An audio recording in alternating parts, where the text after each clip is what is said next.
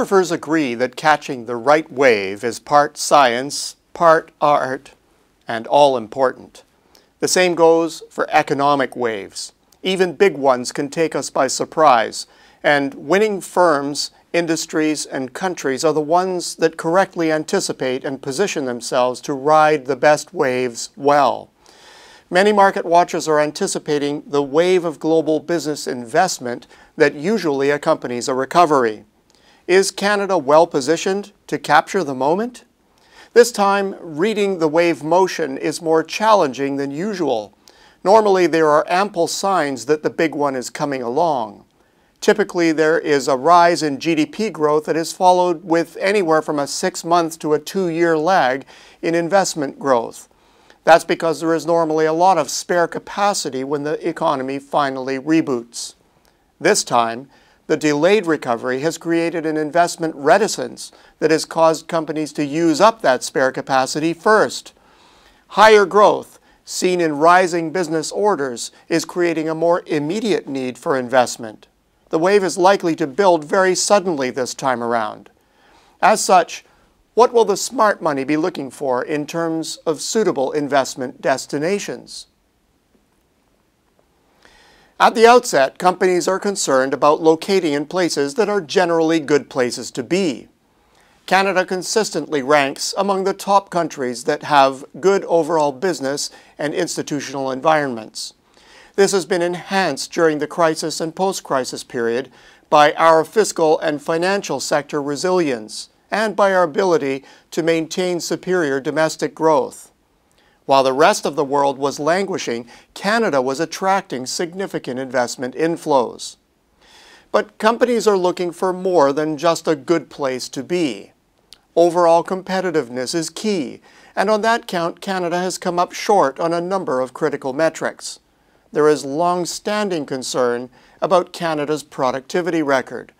The surge of the Canadian dollar over the past decade has put significant pressure on companies to adjust their processes just to maintain their competitive position. But there has been fallout. The auto sector in southwestern Ontario has failed to attract significant net new investments for quite a number of years now, creating concern about the long-term future of assembly and auto parts manufacturing in the province. Companies are also looking at a number of other factors. Availability of labor, particularly highly skilled productive labor, is well up there on the list.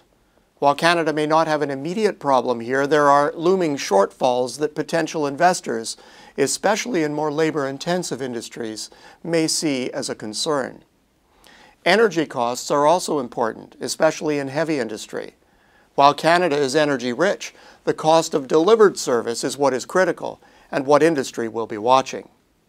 Also of concern is the availability of infrastructure. Canada's challenges on this front were obvious to the world during last winter, when rail capacity constraints caused significant delays in international shipments of goods. Potential investors are also looking with interest at the fiscal future of various candidate locations.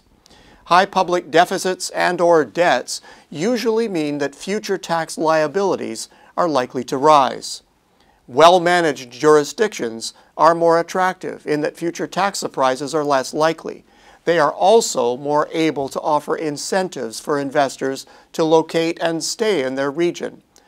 While corporate welfare is a somewhat thorny issue, it is a modern-day investment attraction reality. And whether or not it runs cross-grain to ideology, it has become established as yet another key factor in creating a level playing field in the global commercial game. Much more can be said on this issue, including resource endowment, how welcoming we are of investment, competing sectors within the country, and so on. Hopefully this serves as a useful list for consideration of this imminent development. The bottom line, Canada has huge potential and great planet-wide visibility as the global investment wave builds.